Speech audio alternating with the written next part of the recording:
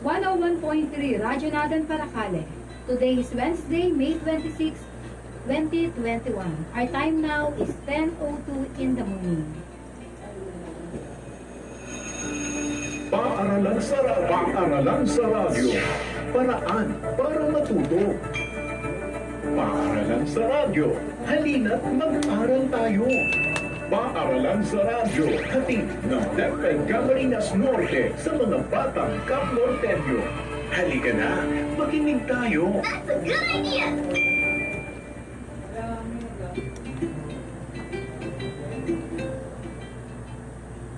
Once again, magandang buhay Camarines Norte, and hello dear listeners, especially to our elementary learners. Welcome to another exciting episode of Paaralan sa Radyo, an interactive radio program which provides comprehensive and enjoyable learning experiences in mathematics. We are happy to be with you this morning as we guide and help you learn in these trying times. I am your host, Ma'am Teresa Balance from D. Albonia Elementary School. Of course, together with Ma'am Belnorca A. Lavinia of Jose Panganiban National High School on the technical side.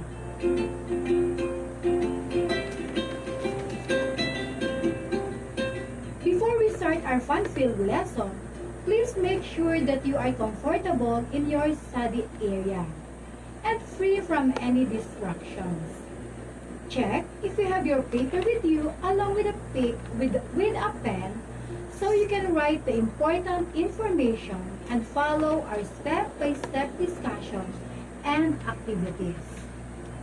Also, please put your cell phones in silent mode so you can concentrate and grasp all the needed information in today's lesson. I guess we're ready. Let's start! Our lesson for today will focus on the discussion on the following. Number 1, determining the relationship of the volume between prism and pyramid, a cylinder and a cone, and a cylinder and a sphere. Second, finding the volume of a cube, pyramid, and prism. So to everyone, you may interact with our discussion by sharing your ideas and answering questions through the comment box in our Facebook Live, which is Paaralan sa Radyo, Deped, Camarines, Norte. Or you may also send in your messages through Facebook Messenger or through short messaging services via mobile phone number 0927-566-2643. Later, I'm going to give you another number where you can send in your text for free load according to Sir. So what are you waiting for? So let us continue and enrich our knowledge in mathematics subject, my dear elementary learners. We are lucky to have with us this day because two of the most promising teachers in the division of Camarines Norte are here live to share their expertise about the topic.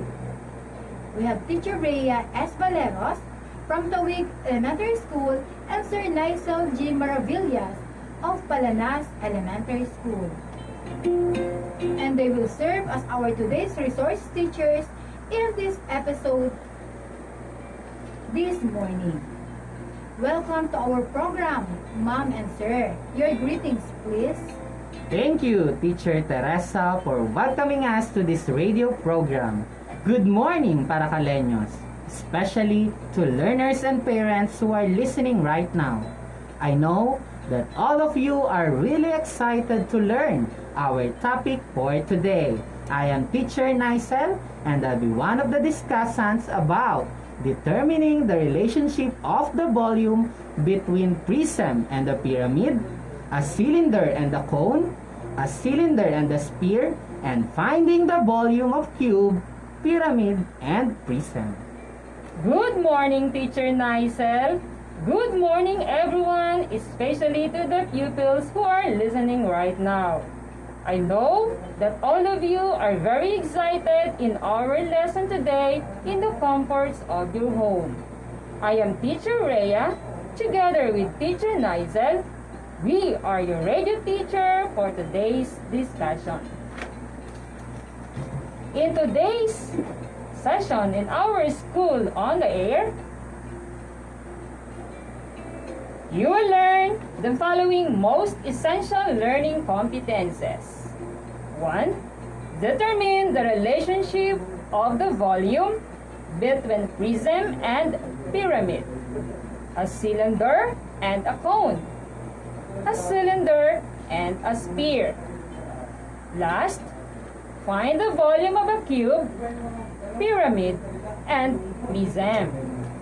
So kids, grab now your learning activity sheets, pen, and notebook so that you can take note of all the important details throughout our discussion. Thank you, Sir Nicell. And thank you, Ma'am Rhea. So kids, we are now on the first week of the fourth quarter in learning mathematics. This lesson is intended not only for grade 6 learners, but also to other grade levels, such as grade 4 and grade 5. Our discussion will help you develop your critical thinking skills and proficiency in mathematical concepts and terms. Don't you worry, because your radio teacher, as I've said earlier, will guide you in having that understanding in this discussion. You can send in your message for your questions at cell phone number 0912 67-633-38. And according to Sir Nicell, please tune in until the end of this discussion because you have a chance to win 50 pesos worth of regular load. Again, kids, it's 50 pesos worth of regular load. Questions of the day will be asked after the discussion. Let us now welcome our radio teachers for this lesson, Teacher Nicell G. Maravillas of Palanas Elementary School and Teacher Rhea S. Valeros of Tawid Elementary School. Sir and Ma'am, good morning. Let's continue our discussion. Good morning, Ma'am Tess. Good morning, Sir Nicell. But before we proceed to our lesson, let us first identify the unfamiliar words that we might encounter in the lesson about determining the relationship of the volume between prism and a pyramid, a cylinder and a cone, a cylinder and a sphere. Are you ready, kids? Are you ready, Teacher Nicell? Alright, Teacher Rhea. Do you know what is a volume? Yes, Teacher Nicell. A volume is the amount of space occupied by the solid. It is measured in terms of cubic units. That's great. Another important term to our lesson today is a pi. Teacher Nicell, I always hear that word. If the lesson is about volume, can you give the meaning of that word? Of course, Teacher Rhea. Pi is the ratio of the circumference of a circle to its diameter. In other words, pi equals the circumference divided by the diameter. Approximately, the value of pi is 3.14. Oh, now I know that the value of pi is 3.14. And it will never change whether the circumference is big or small. Thank you, Teacher Nicell, for that information. Our next word is height. It can be defined as the vertical distance from the top to the base of the object. Oh, good to know that, Teacher Rhea. And we have another word, which is length. Length, it is pertains to the longest side of the plane or a solid figure. And our last word is width.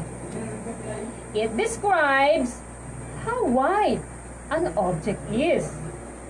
I hope with that meaning, our learners are excited to know our topic. I am also excited, Teacher Rhea. But before we have a commercial break, I just want to repeat the words that we will encounter in our lesson for today. Kids, listen carefully. We have 5. Volume, pi, height, length, and width. Okay, thank you, ma'am. Thank you, sir. Before we go on to our discussion, let us have some commercial breaks.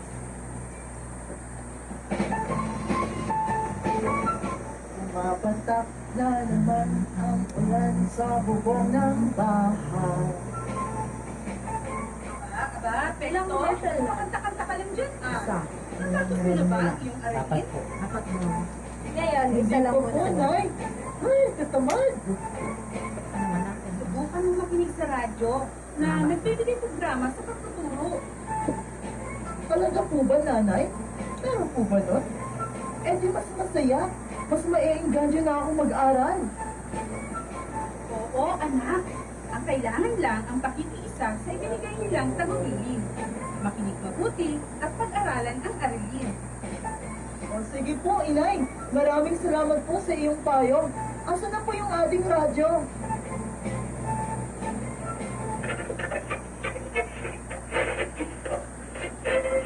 Isang paalala para sa mga magulang at mag-aaral.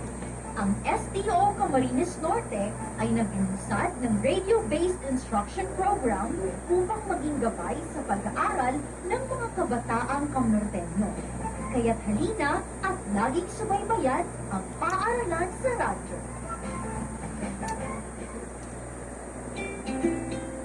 We're back, Teacher Rhea. Okay. Let's move on with our topic, Teacher Nicell. How do we measure the volume of a solid? The volume of a solid is the measure of how much space an object takes up. The method for determining the volume of solid depends on its shape. The volume of a solid is measured in cubic units. For example, cubic centimeter, cubic meter, cubic feet, etc.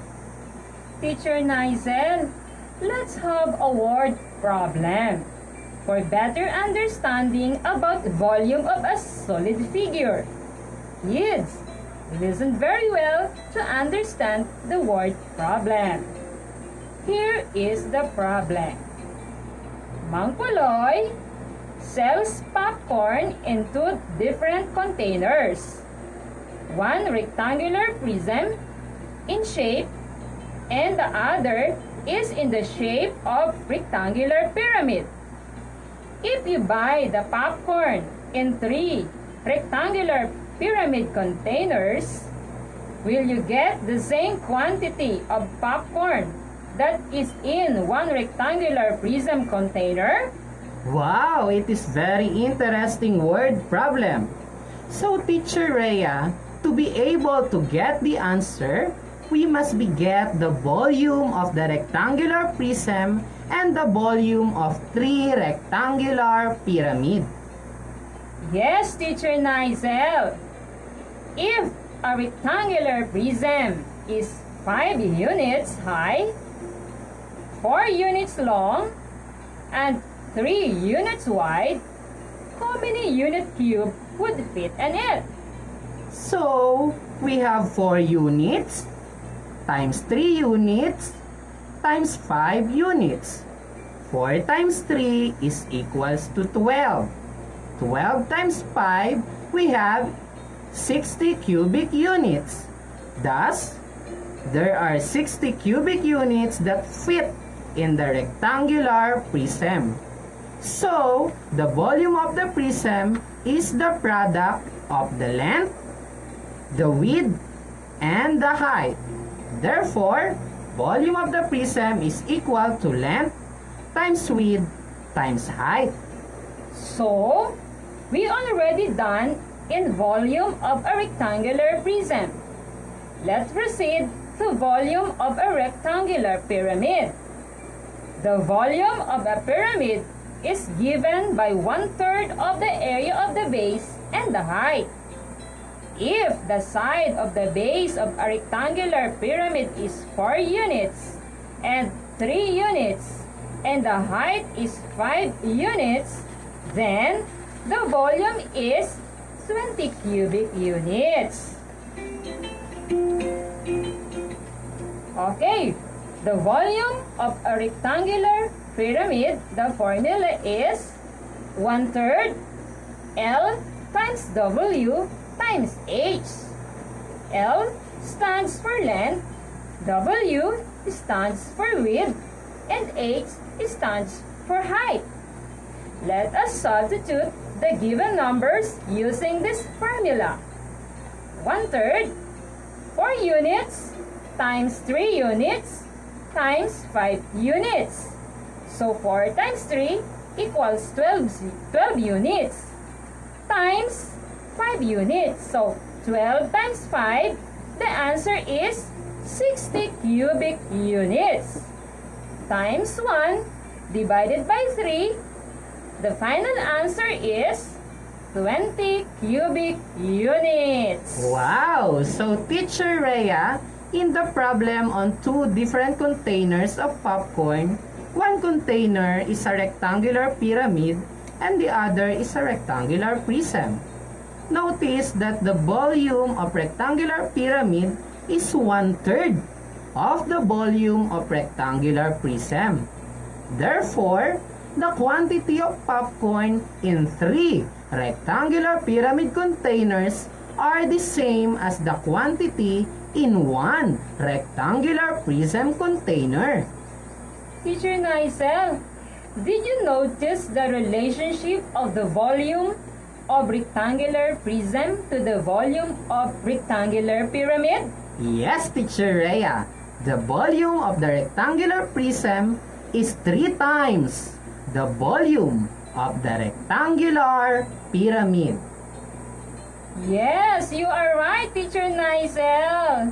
How about you kids? Did you notice that?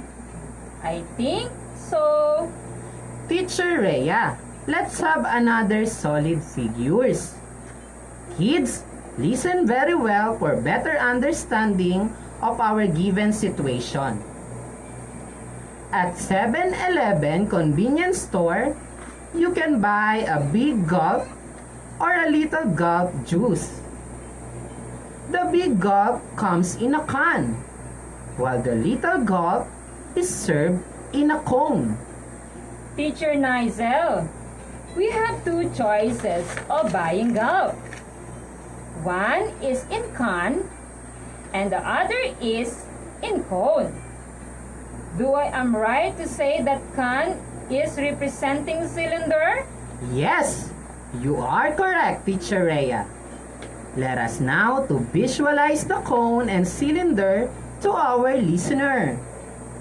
Kids, the cylinder has a curved surface and 2 parallel and congruent circular bases, while the cone has a curved surface and 1 circular base. Teacher Nicell, in our situation earlier, the big gulp and the little gulp have equal radii. Radii is the plural of radius. And equal height. So, it takes 3 little gulps to fill 1 big gulp. Oh, so the volume of a cone is 1/3 the volume of a cylinder with the same base area and the height. So, Teacher Nicell, let's give the formula in finding the volume of cylinder and cone. Volume of a cylinder is equals to B times H, or base times height. We can solve using this formula also. Volume is equals to pi r squared times height. Well, the formula in finding the volume of a cone is volume is equals to 1/3 base times height, or 1/3 pi r squared times height. Wow! Kids, are you playing ball game? Teacher Nicell, ball is a sphere. Yes, you are correct, Teacher Rhea. Let us have sphere and cylinder.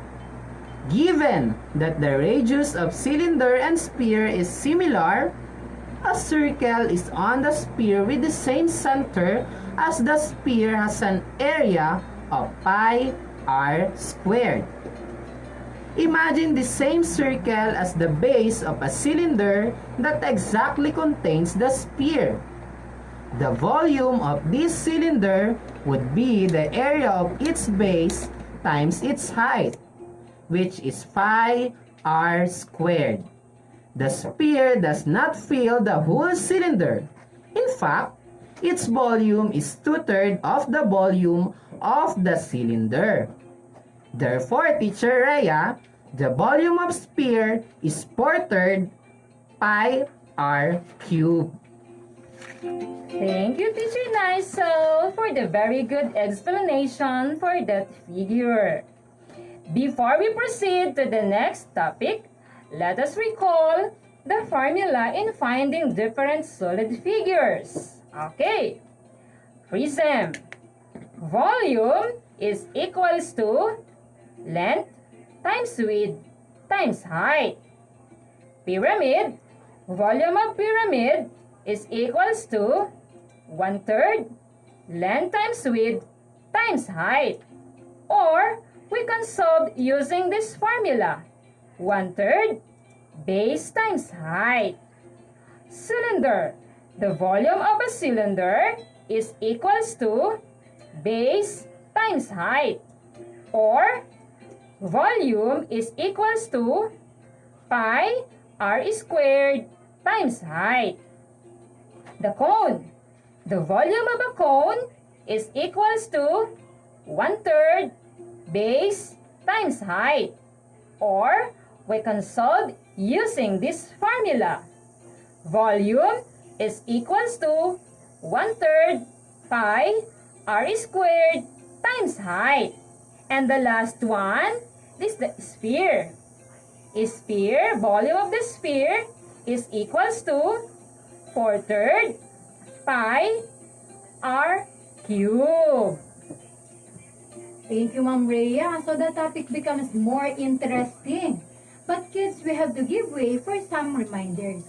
So stay tuned.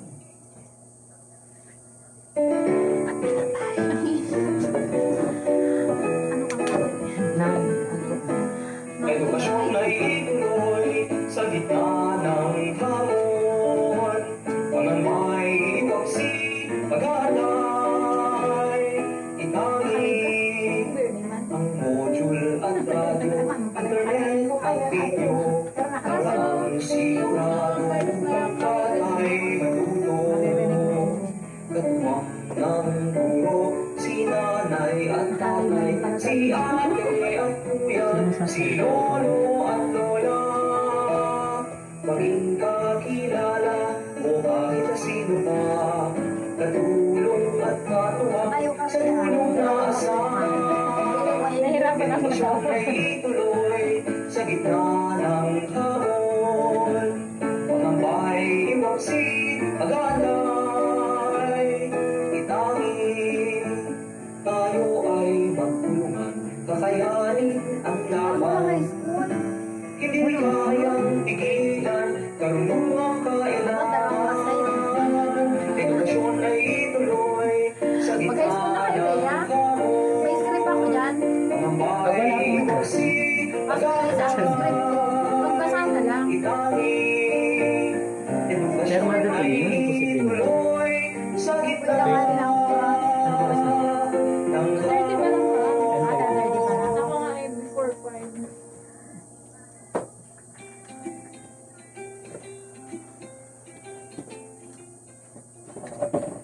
We're back, kids! Teacher Nicell, ano pa ang matututunan ng ating mga learners ngayong araw? Napakarami pa, Teacher Rhea. A while ago, they learned about the relationship of the volume between prism and the pyramid, a cylinder and the cone, a cylinder and the sphere.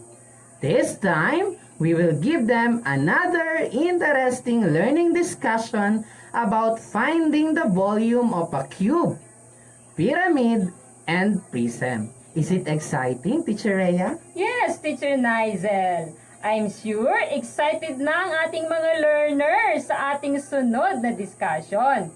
Ibig bang sabihin nito, magsusolve na sila, Teacher Nicell? Exactly, teacher. But of course, we will first teach them how to find the volume of cube, pyramid, and prism. Since this is math subject, formula will be used. But before that, Teacher Rhea, can you give them a brief importance of finding the volume of an object? Sure, Teacher Nicell. Kids, listen carefully. Finding the volume of an object can help us to determine the amount required to fill that object, like the amount of water needed to fill a bottle, an aquarium, or a water tank. In addition to that, the volume of an object is measured in cubic units such as cubic centimeter, cubic inch, cubic foot, cubic meter, etc. Nice idea, Teacher Nicell. I'm just curious. Why is volume measured in cubic units? Good question, Teacher Rhea. It's cubic because volume occupies a three-dimensional space. What are those three? Length, width, and height. Volume is measured in 3 dimensions, with the 3 dimensions perpendicular to each other. The 3 dimensions are multiplied to get the volume. For example, cubic meters. Great! With that, I think our learners are now ready to explore finding the volume of cube, pyramid, and prism. Let's start with the volume of a cube. Teacher Nicell, can you describe what a cube is? A cube is a solid 3-dimensional figure which has 6 square faces, 8 vertices, and 12 edges. Again, 6 square faces, 8 vertices, and 12 edges. It is also said to be a regular hexahedron. You must have seen a 3x3 Rubik's Cube, which is the most common example in the real life, and it is helpful to enhance brain power. In the same way, you will come across many real-life examples, such as 6-sided dice, etc. Now, how can we find the volume of a cube? We will use the formula in finding the volume of a cube, which is volume is equals to S cube, or S times S times S, side times side times side. Let's give them example, Teacher Nicell. Okay, kids, I will repeat the formula in finding the volume of a cube. Volume is equal to S cube, or volume is equal to side times side times side. Did you get it? Here's a given situation. Janelle cut a rectangular block of cheese into cubes. She puts it in a big cubical box in 5 cubes on each side. And she found out that she has 5 layers of cubes. How many cubes did she put in the box? Now, how can we solve this given problem? Can we solve it using the formula of a cube? Yes, Teacher Nicell. We can solve the given problem using the formula of a cube. First, let us find the length of a side. Second, substitute into the equation. Third, evaluate. And lastly, write the unit. Okay, kids, you can follow Teacher Nicell in finding the volume of cube in a given situation. Teacher Nicell, take it away. Kids, get your pen and paper. First step is to find the length of a side. The given data is 5 cubes on each side. Second, substitute it into the equation or the formula. The formula in finding the volume of a cube is volume is equal to S cubed or side times side times side. Let us substitute 5 to S. So, we have volume is equal to 5 times 5 times 5. Can you follow, kids? Third is to evaluate. So, volume is equal to 5 times 5 times 5 is equal to 125. Hindi pa yun ang final answer, mga bata, dahil may last step pa. Last step is to write the unit. Therefore, we have 125 cubic units. That is awesome, Teacher Nicell. How about a cube? Which side measures 7 inches? What is the volume of that cube? Again, following the 4 steps, the given side is 7 inches.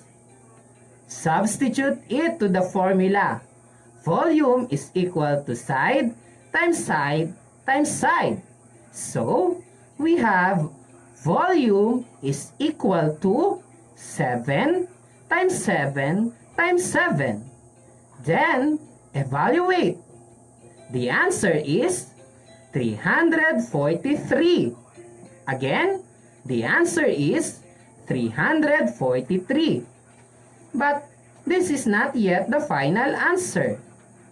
Last step is to write the unit, which is cubic inches.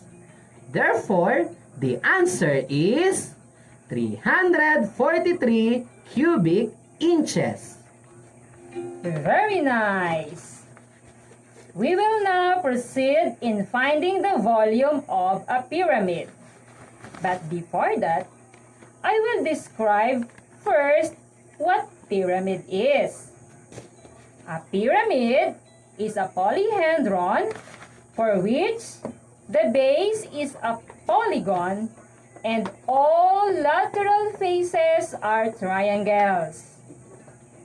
A pyramid is typically described by the shape of its base.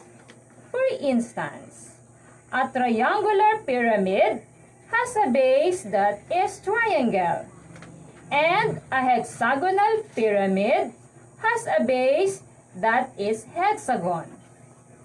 A most famous example of such a pyramid in real life is the Great Pyramid of Giza.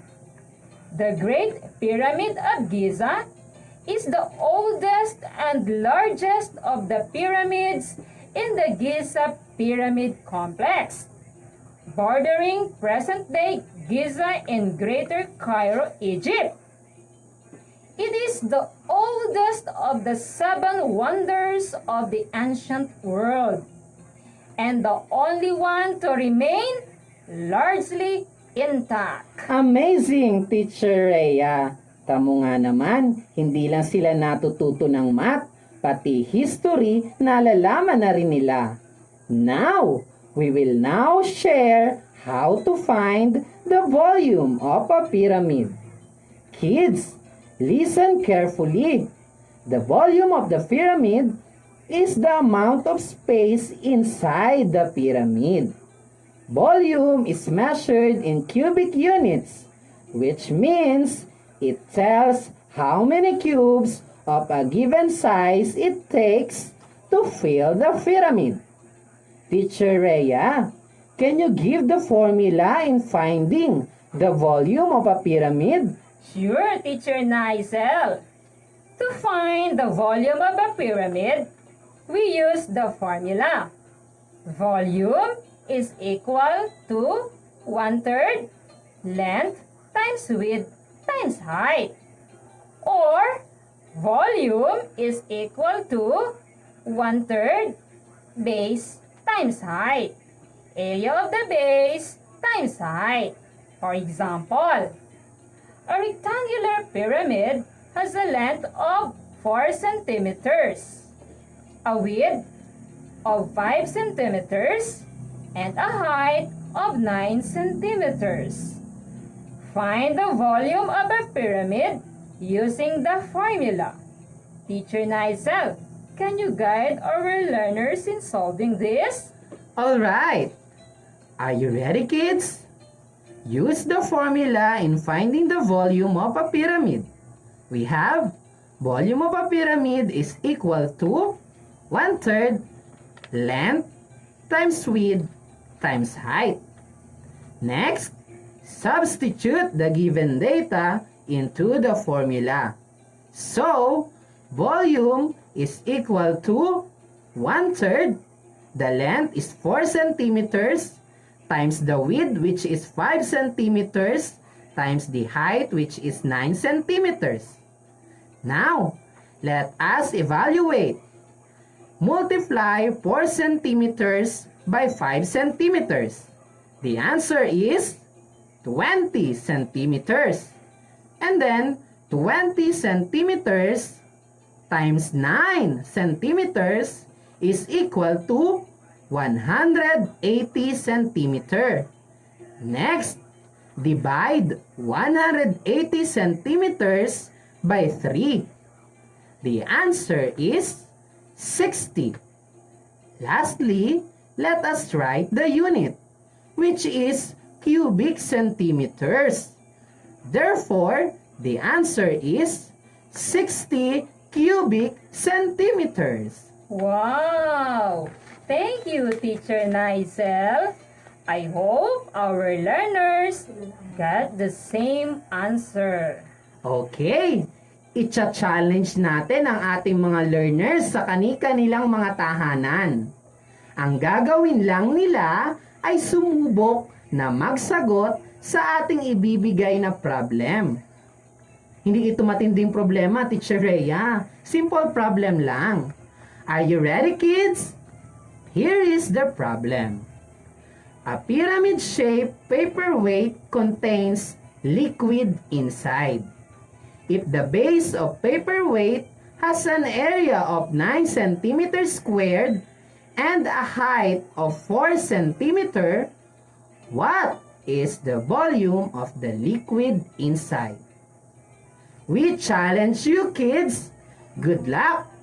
We will be back after this friendly reminder.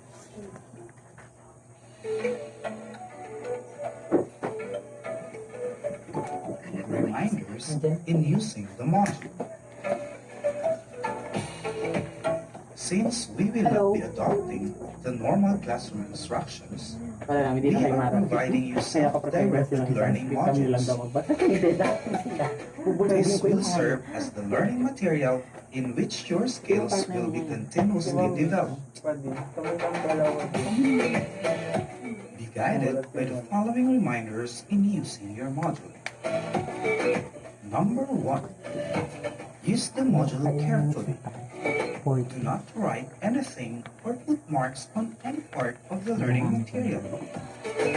Write your answers in your notebook or answer sheet.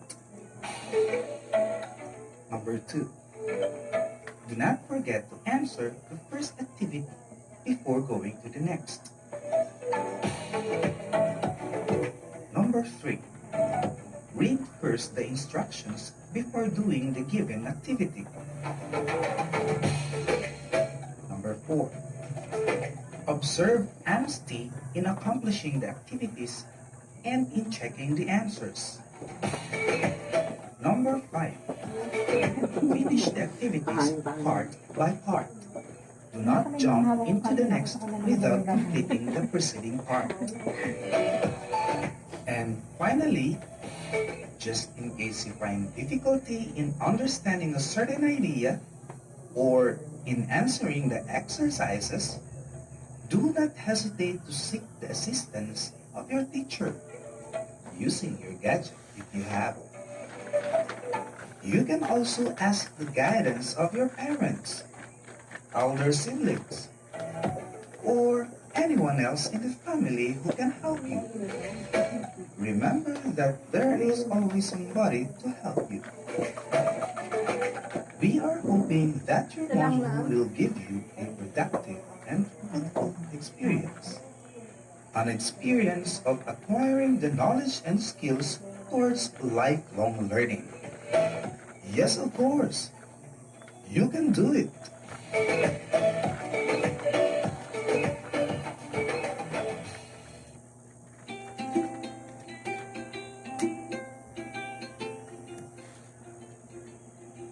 We're back, Teacher Nicell. Anong sagot sa problem na sinagutan ng ating mga learners? Sure ako, Teacher Rhea, na nakuha nila ang tamang sagot. The answer is 12 cubic centimeters. Thank you for that, Teacher Nicell. We will now move in finding the volume of a prism. But wait! Do you know what prism is, Teacher Nicell? Yes, a prism is a three-dimensional shape with two identical shapes facing each other. These identical shapes are called bases. The bases can be a triangle, square, rectangle, or any other polygon. Other bases of a prism are parallelograms or rectangles. Some of the real-life examples of a triangular prism include triangular roofs, camping tents, Toblerone wrappers, and chocolate candy bars. Amazing, Teacher Nicell. But how can we find the volume of a prism? Good question, Teacher Rhea. To find the volume of a prism, multiply the number of cubic units needed to cover the base by the number of layers. To simplify, volume of a prism is equal to length times width times height. Pwede rin tong formulang to. Volume is equal to base times height. Using this formula, we can now find the volume of a prism. Let's say, for example, Paulo has a box of biscuit with an area of the base 40 centimeters squared and a height of 8 centimeters. Question: what is the volume of the box? Teacher Rhea, can you guide our learners in answering the problem? Yes, of course, Teacher Nicell. Okay, using the given numbers, our base is equal to 40 centimeters square and height is equals to 8 centimeters. Volume of the box solution. The formula, volume is equal to base times height. Okay, our base, 40 centimeters square, times our height, 8 centimeters. 40 centimeters squared times 8 centimeters, the answer is 320 cubic centimeters. That is the volume of the box. Wow, that's great! Here's another example. Sarah has a chocolate box whose length is 10 centimeters, height is 9 centimeters, and width is 6 centimeters. Find the volume of the box. So for step number 1, kunin natin ang mga given data. So the given box has length of 10 centimeter, width which is 6 centimeters, and height is 9 centimeters. Step 2, i-evaluate na natin and substitute. So the volume of the box, volume is equal to length times width times height. So 10 times 6 times 9. 10 times 6 is 60. And 60 times 9 is 540. 540 is not yet the final answer. We also write the unit. So the final answer is 540 cubic centimeters. Wow! That's awesome, Teacher Nicell. Kids, we're almost done the discussion about finding the volume of cube, pyramid, and prism. Just remember that in finding the volume of a solid figure, you must be guided by the following. 1. Formula in finding the volume of a cube. Volume is equal to side cube. S cube. S stands for side, or S times S times S, or volume is equal to side times side times side. And the formula in finding the volume of a pyramid is volume is equal to 1/3 length times width times height. Or, pwede rin namang volume is equal to 1/3 base times height. Third, formula in finding the volume of a prism. Volume is equal to length times width times height.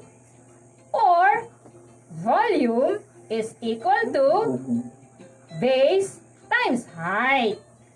Kindly take note of that, our dear learners. It's very important. Teacher Nicell, I know you have prepared some kind of pakulo to our learners for us to have interactive discussion. Can I now ask our learners of the question for today? This will help us to know whether they really understood our discussions. Yes, Teacher Rhea, we agreed on that. Maybe Teacher Teresa can explain the mechanics. Yes, okay learners. Teacher Nicell and Teacher Rhea prepare here two multiple choice questions for you. We're going to choose only the letter of your answer and send it through text message to cell phone number 0912-676338. Again, you can send in your answer to 0912-676338. You can use your official hashtag on Facebook page live. The hashtag is hashtag we love mathematics. Again, hashtag we love mathematics.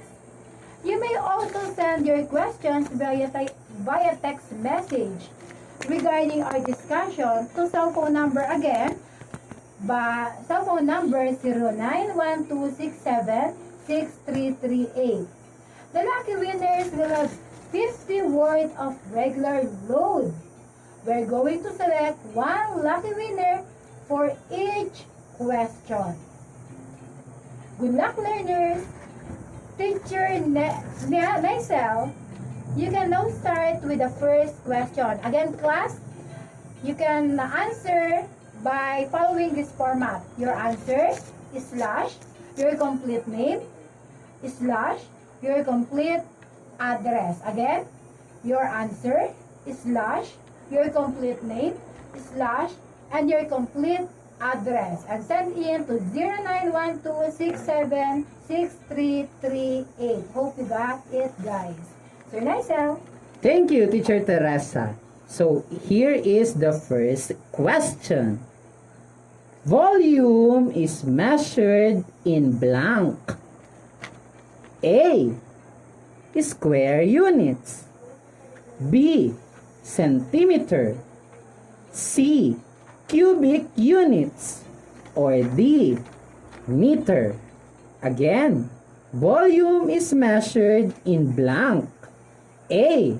Square units. B. Centimeter. C. Cubic units. Or D. Meter. At ito naman ang pangalawang katanungan, teacher. Okay.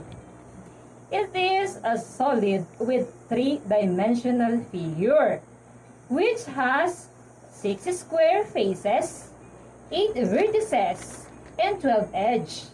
What is this? A. Prism. B. Square. C. Cube. D. Pyramid. Again, it is a solid with three-dimensional figure which has 6 square faces, 8 vertices, and 12 edges. What is this? A. Prism. B. Square. C. Cube. D. Pyramid. Alright, good luck, learners! While we are waiting for the lucky winners, let us have a brief recap of the lesson that we tackled today. Okay, Teacher Nicell. I think we gave enough input and learning to the learners about determining the relationship of the volume between prism and a pyramid, a cylinder and a cone, a cylinder and a sphere, and finding the volume of cube, pyramid, and prism. Of course, Teacher Rhea. Our dear learners, always remember that volume is the amount of space occupied by the solid. It is measured in terms of cubic units, such as cubic centimeters, cubic meters, cubic feet, cubic inches, etc. It's also important that you know how to determine the relationship of the volume of each solid figures, just like what you learned today. In addition to that, there are different formula in finding the volume of each solid figures. Formula in finding the volume of a cube. V is equal to S cube, or S times S times S. Side times side times side.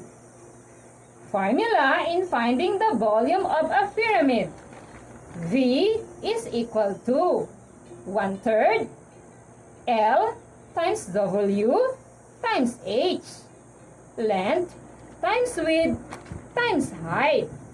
Or V is equals to 1/3 B times H.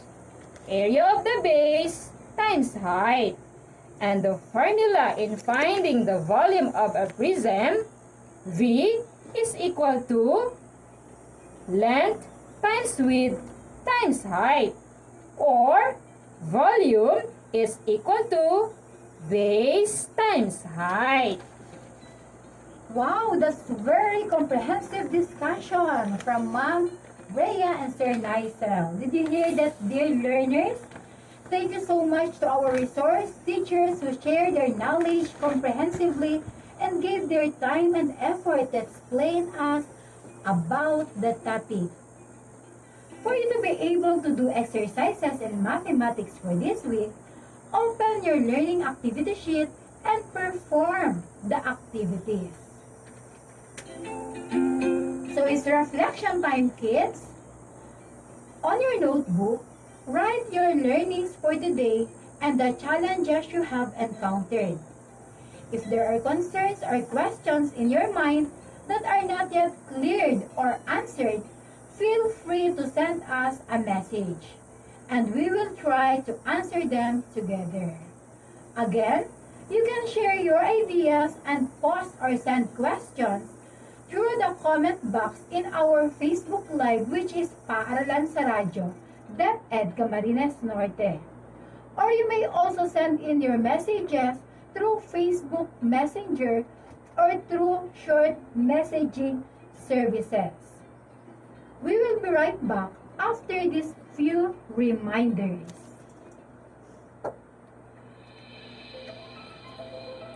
Kaibigan, huwag na munang lumabas ng inyong bahay. Maliban na lang kung bibili ng pagkain o may emergency. Tandaan ang mga sumusunod, paglalabas ng bahay, magsuot ng face mask, siguruhin may 1 metro ang layo sa ibang tao. Magdala lagi ng alcohol o alcohol-based hand sanitizer. Huwag hawakan ang iyong mukha. Bago naman pumasok ng bahay, maghugas ng kamay gamit ang tubig at sabon sa loob ng 20 segundo. O kaya mag-alcohol o sanitizer. Huwag munang humawak ng anuman. Isprayan ng disinfectant ng mga sapatos at iwan ang mga gamit sa may pintuan. Maligo at kuskusin ang bawat parte ng katawan. Ilagay ang pinaghubaran sa hiwalay na laundry bag at labhan agad. Ilagay sa hiwalay na tapunan ng mga kapit na gloves at face masks sa loob ng 3 araw bago itapon at ipakolekta.